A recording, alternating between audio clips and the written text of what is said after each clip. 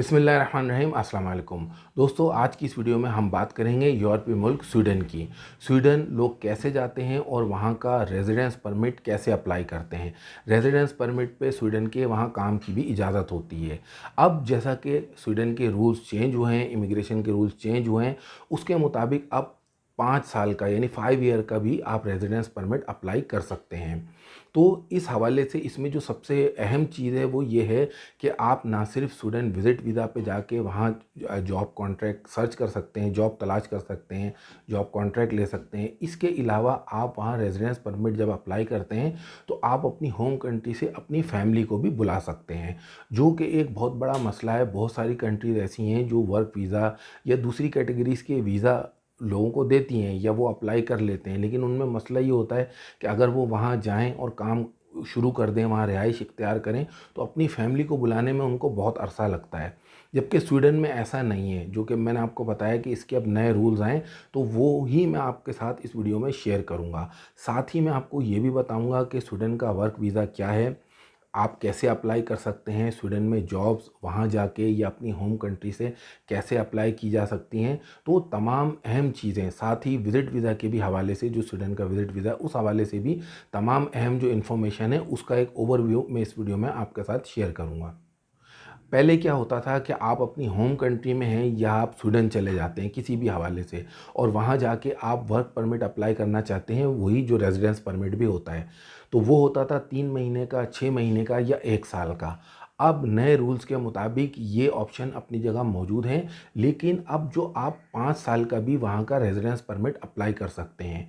तो आपने अगर अपनी फैमिली को भी वहाँ सेटल करना है और लॉन्ग टर्म आपने सेटल होना है, तो याद रखें कि आपने जब भी एम्प्लॉयर से रब्ता करना है तो उसको ये कहना है कि आप मुझे फ़ास्ट कॉन्ट्रैक्ट दें। फ़ास्ट कॉन्ट्रैक्ट क्या है? उसमें आप 5 साल एक ही बार में आपको वो पेपर बन जाएँगे, और पेपर जो बनते हैं इसके वो 2 से 3 माह लगते हैं उसमें। अब ज़ाहिर है जब आप शॉर्ट टर्म का अप्लाई करेंगे, आपको पता नहीं है, आपने बस जल्दी-जल्दी में कॉन्ट्रैक्ट ले लिया, तो वो क्या होगा कि 3 महीने या 6 महीने बाद आपको तमाम चीज़ें दोबारा करना पड़ेंगी। अगर आपको उसने कॉन्ट्रैक्ट नहीं दिया या आप नहीं कर पाए, फ़ीस नहीं भर पाए, तो फिर क्या होगा कि आपको वापस अपनी कंट्री आना पड़ेगा।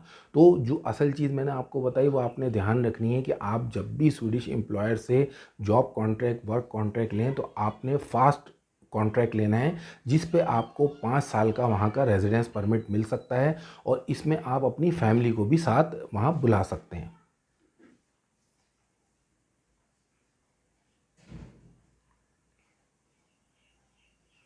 अब सबसे अहम बात कि स्वीडन जाएँ कैसे? इसके 2-3 रास्ते हैं, वो मैं एक-एक करके आपको बताऊँगा। पहले अगर हम बात करें कि अगर आप जाते हैं, वो चाहते हैं कि वहाँ जाके काम करना, और आप चाहते हैं अपनी होम कंट्री से ही, या आप इंडिया, पाकिस्तान, नेपाल, बांग्लादेश, या आप सऊदी अरब, कुवैत, ओमान, कतर, ऐसी किसी कंट्री में काम करें, और आप चाहते हैं मैं स्वीडन जाऊँ, तो और आप वर्क वीज़ा पे जाना चाहते हैं, तो फिर उसके लिए आपको वहाँ के एम्प्लॉयर से जॉब लेनी होगी।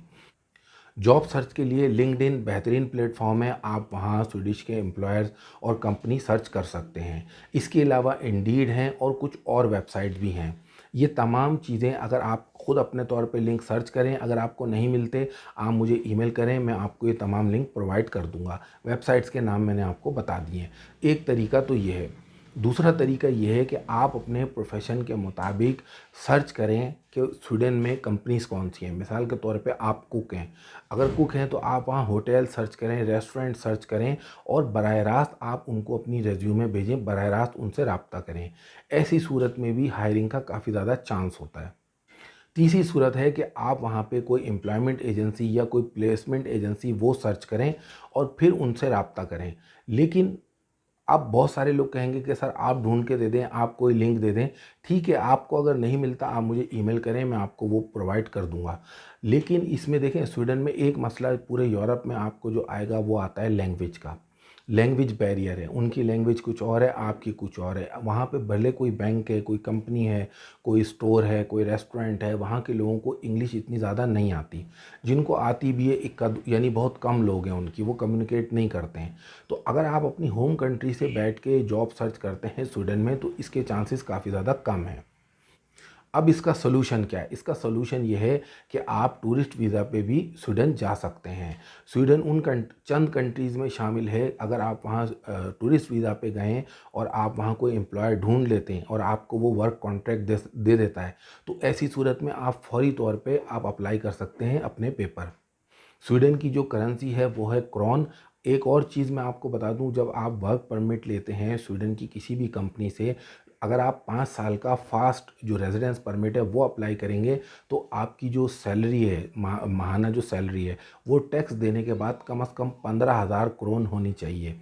अगर ये चीज़ उसमें मेंशन है आपके कॉन्ट्रैक्ट में, तभी आपका रेजिडेंस परमिट वहाँ पे अप्रूव होगा।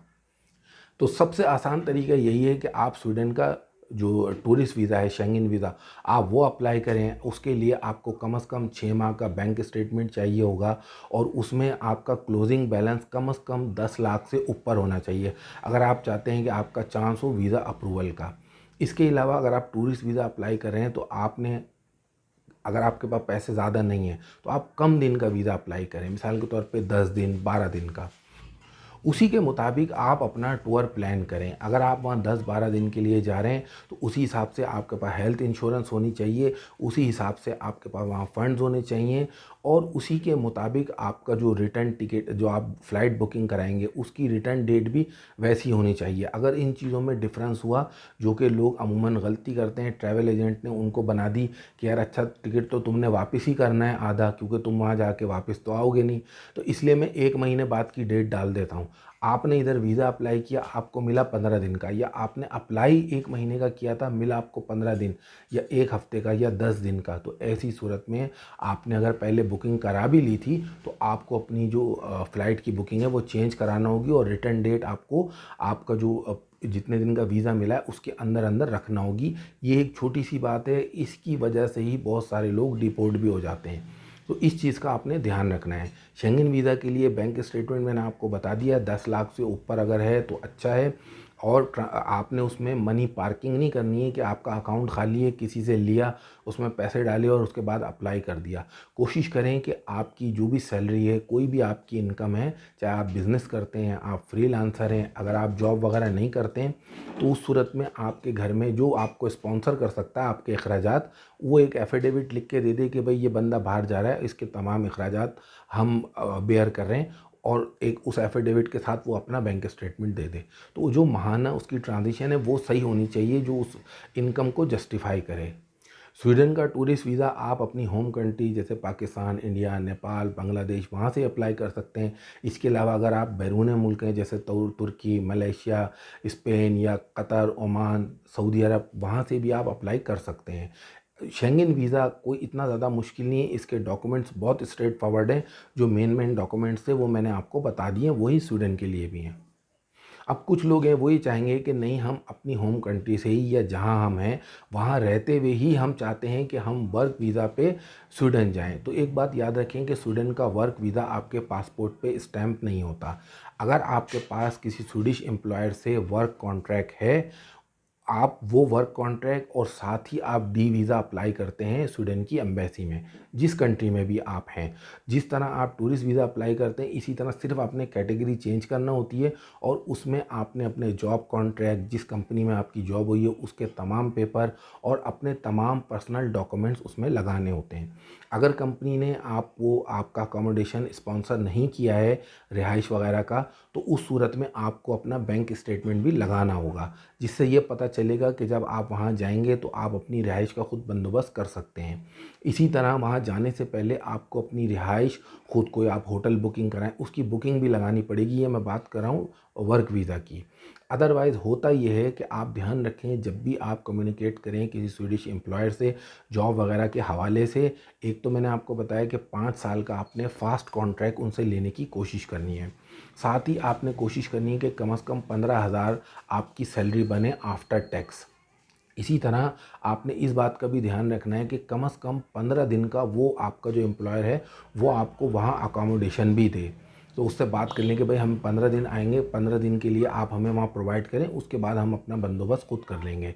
ये बड़ी अहम बात है। अदरवाइज़ अगर आपको उसने स्पॉन्सर नहीं किया 15 दिन के लिए, तो आपको तमाम चीज़ें खुद अरेंज करनी होंगी, और उसकी जो प्रूफ हैं वो आपको अपने डॉक्यूमेंट्स में लगानी होंगी। डी वीज़ा कहलाता है नेशनल वीज़ा, जो 3 माह से ज़्यादा का होता है। टूरिस्ट वीज़ा की जो मैक्सिमम मुद्दत होती है वो 90 डेज़ होती है, 3 माह। जो उससे ज़्यादा किसी पर्पस के लिए किसी कंट्री जाते हैं, या आप यूरोप जाते हैं, या आप स्वीडन जाएँ, तो उसके लिए जो वीज़ा कैटेगरी है वो वर्क वीज़ा भी होता है उसमें, वो है नेशनल वीज़ा, जिसके बारे में मैंने आपको अभी बताया है। तो दोस्तों बहुत सारे लोग ऐसे हैं कि जो अकेले नहीं जा सकते हैं, वो चाहते हैं कि बाद में अपनी फैमिली को भी साथ बुलाएं। इसके अलावा वो चाहते हैं कि एक दफ़ा जाके हम किसी अच्छे मुल्क में लॉन्ग टर्म सेटल हो जाएं। तो याद रखिए, सिर्फ कनाडा, न्यूजीलैंड, ऑस्ट्रेलिया सिर्फ वही कंट्रीज़ नहीं है, बल्कि यूरोप में भी कुछ ऐसी कंट्रीज़ हैं जो आपको ये फैसिलिटी देती हैं। उसी सिलसिले में मैंने आपको आज स्वीडन के हवाले से बताया है। आप इसका किसी भी कैटेगरी का वीज़ा अप्लाई कर सकते हैं। टूरिस्ट वीज़ा, इसका स्टूडेंट वीज़ा, बिज़नेस वीज़ा, ठीक है, या वर्क वीज़ा, किसी भी कैटेगरी का आप इसका वीज़ा अप्लाई कर सकते हैं, जिसकी डिटेल मैं इस वीडियो में बता चुका हूं। अगर आपने वीडियो पूरी नहीं देखी तो आप दोबारा इसको रिवाइंड करें, वीडियो को पूरा ध्यान से देखें, जो जो पॉइंट्स मैंने बताएं आप उनको नोट करें।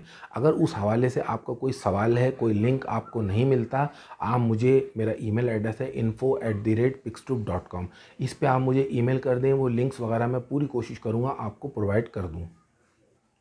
ये वीडियो आपको कैसी लगी कमेंट बॉक्स में अपनी राय का इजहार ज़रूर कीजिए। अगर आप मेरे चैनल पर नए हैं तो मेरे चैनल पिक्सट्यूब को सब्सक्राइब भी ज़रूर कीजिए। इस वीडियो को लाइक और शेयर करना ना भूलिए। वीडियो देखने का शुक्रिया।